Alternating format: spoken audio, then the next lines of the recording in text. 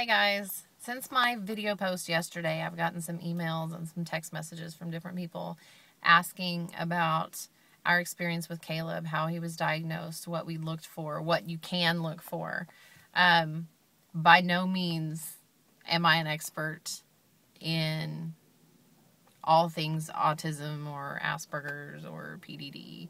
I can just tell you what we experienced, how we got through it, how we continue to get through it, and that's all I can do. Caleb he was diagnosed with high-functioning autism and Asperger's, which Asperger's is just basically a high-functioning form of autism. As you guys all know, he's a twin. They were born 3 weeks early. Christian was actually the sicker of the two.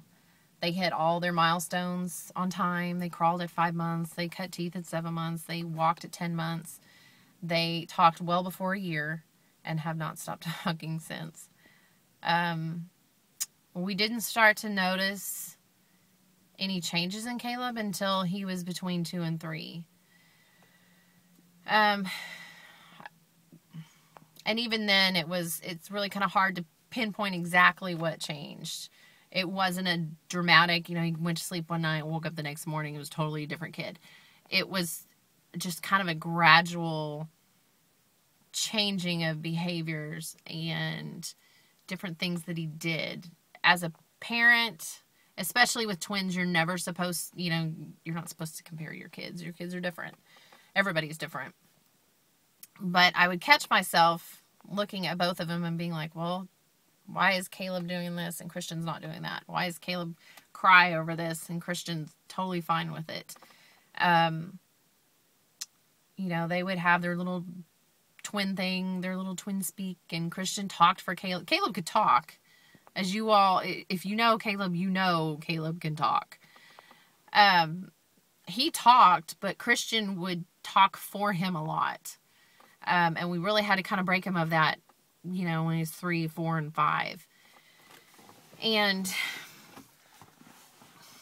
it kind of started out with, behavioral changes was probably the biggest thing that we noticed. He would cry.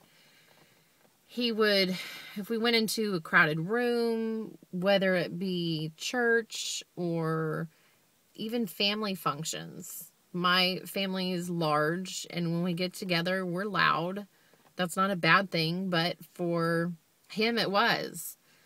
We would have to take him out of the room. And, I think his third Christmas, he spent it in the bedroom because just the noise was too much for him.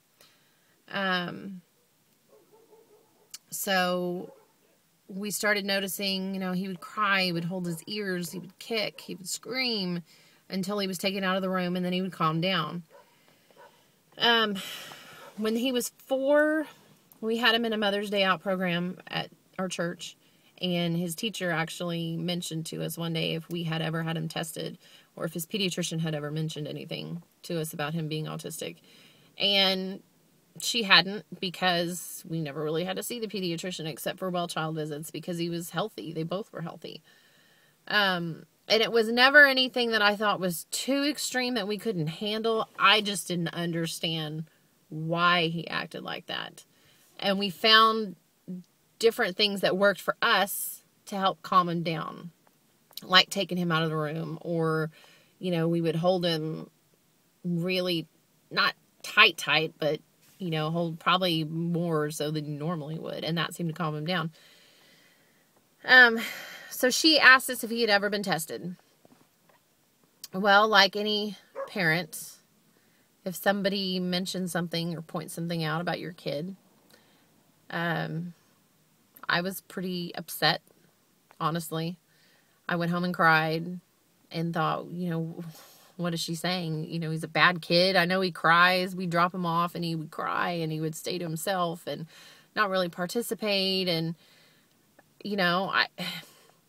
to say we kind of thought it was more of a behavioral thing, but that seemed to be where his symptoms, I guess, were most exhibited, were just behavioral changes. At that time, 9 years ago, really the only exposure I had ever had with autism. I wasn't a nurse at that time, so, you know, the only exposure I had ever had in hearing that was the movie Rain Man. And I knew my kid didn't act like that. I mean, he didn't act like Dustin Hoffman does in Rain Man. So, you know, right away I was like, no, he's not autistic. That's not what's wrong with him. So after probably a couple days, when I kind of let that sink in and, you know, kind of thought about it more and more, my dad and I started doing some research. And sure enough, you know, they kind of have a list of common symptoms, I guess, or behaviors or characteristics of autistic kids. And as we went down the line, I mean, he pretty well fit all of them. He would become almost like obsessive about lining up his toys, and things had to be a certain way, and routine was, I mean, we had our routine, and if we deviated from that routine, he would have a total meltdown. So, you know, again, this was 9 years ago. There wasn't really, we went to the pediatrician. She didn't really have any kind of experience with it. So we were kind of left on our own. And when he started school, that's when we finally started to kind of get somewhere. He was tested, and he tested out high functioning autism, Aspergers. He was enrolled in speech therapy, physical therapy, and occupational therapy to help with his fine motor skills. Kindergarten was rough. That was a bad year for us. They had just started school. We had him in the same class because, you know, we thought, well, we don't want to separate him. It's hard enough having him go through what he's going through, but let's tear him apart from his twin brother and throw him in with a bunch of strangers and, you know, strange kids in a strange setting, and let's see how he does. You know, we weren't going to do that. So we had him in the same class. Our mornings pretty much consisted of, we would have to walk him into the school. He would cry, he would cling to us, and we would have to pry him off and leave him there. And as a parent, you know, that just kills you to leave your kid crying in a classroom full of strange kids with a teacher you barely know. You know it's the right thing, he needs to be there. But, you know, that didn't mean it was easy. So he would spend about the first 45 minutes of kindergarten underneath the table, not participating, not talking to anybody. He would almost kind of turn in on himself, where he just shut everybody out. If they weren't there, if he didn't acknowledge that they were there, they weren't there. And he still has that sometimes, where he'll, like, he almost puts up blinders, like, if I don't look at you, you don't exist. And that's kind of a coping mechanism for him. Second grade, we had to change schools. Thankfully, he had a teacher that had kind of a background in psychology, so she really kind of helped us as far as ways to help him with school. He's a very visual learner. He likes to see, like, his schedule. He likes to see it. It was, you know, we had it on his desk. You know, it's second grade. The kids didn't have their schedule, but he liked to have it there. And if they deviated from that schedule, boy, he let the teachers know. Because he's very, you know, was very, very routine. Routine was crucial at that time. As he couldn't sit through an assembly at school until probably fourth grade. You know, in elementary school, they had assemblies, or they have assemblies in the cafeteria on the tile floor where it's loud. Now, asking him to try to verbalize what that's like, he says it's like being in a car with the stereo turned all the way up and not being able to get away from it. He can't shut it off. And sensory disorders are real common with autism as far as how they process it. His happens to be his hearing. If he goes in a crowded room, being at a ball game, if the buzzer goes off, he covers his ears. He's getting better at being able to tolerate it. But we would go to, like, the high school football games, and he would walk in with, you know, his shoulder up over one ear and covering his other ear because of the noise. And he would kind of sit there and, you know, pull his hands away from his ears to test. It was like he was testing to see if he could tolerate it. This year, he was finally able to sit through his first pep rally at school. And that was pretty huge.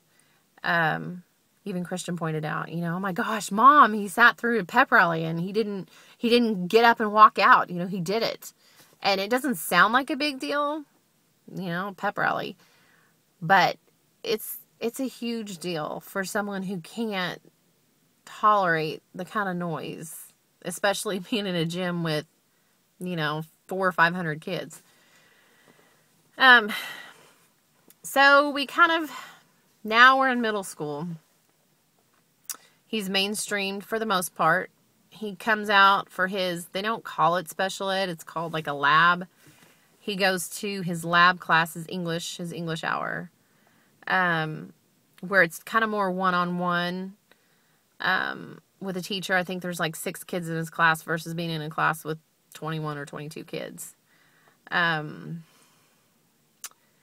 biggest challenge right now is probably other kids. They're 13. We all know what we were like as teenagers. Kids now they can be awful. Not that I was a saint by any means, but boy, kids can be cruel. And being a parent and seeing what they can do to your kid is awful. He's been called stupid. He's been called retard. He's been called a freak. He's been called just about anything you can call anybody. Thankfully, if there's something to be thankful about with that, it's that I don't want to say goes over his head, but it kind of just, like he just, he doesn't take a lot of that stuff to heart. Christian does. Boy, that kid will fight.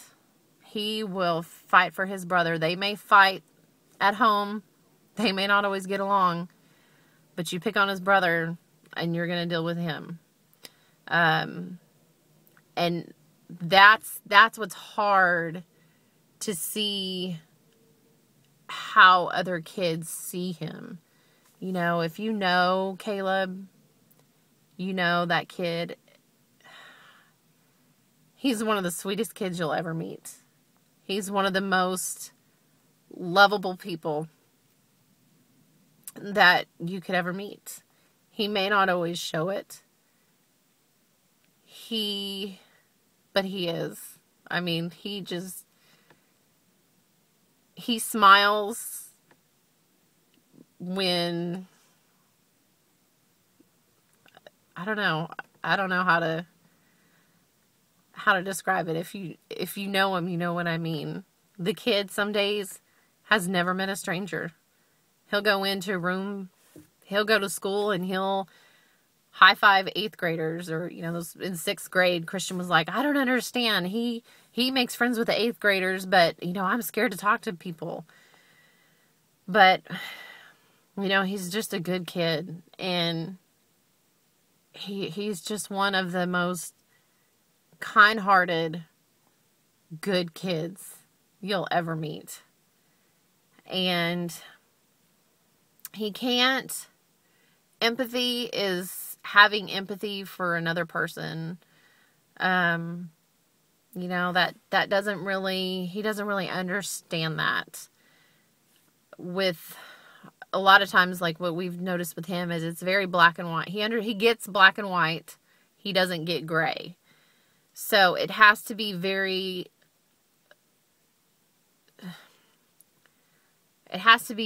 black or white. I guess that's the only way I can describe it. To kind of make a flippant, comment.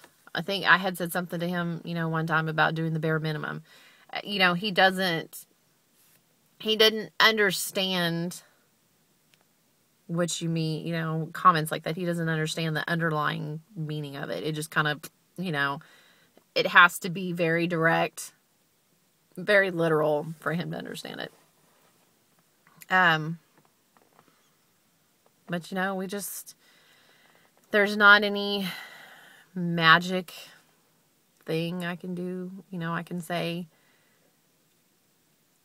you know, our biggest worry or fear, I guess, is what's going to happen to him. You know, is he going to be able to go to college? Because getting through some days is a struggle. Is he going to be able to ever live on his own, you know, and manage a checkbook or manage money or grocery shop for himself and buy something other than frozen pizzas and scrambled or eggs and cereal? You know, understanding those things that are key to living. You know, you think your kids are going to grow up and move out and live on their own. You know, worrying about if he'll ever find somebody that loves him for him and get married. And, you know, those are just things as a parent, when they're younger, you don't really think about, but as they get older, you know, when they have something like this, you do think about it. You do think about what's going to happen to them when I'm not here. You know, can he live on his own? And I know that's something, you know, I've shared with other parents that have kids that fall on the autism spectrum. You know, what's going to happen with them? Society they're more aware. I know over the last year, there's been different reports that say autism is overdiagnosed. I personally, my opinion, it's not overdiagnosed. There's more awareness of it.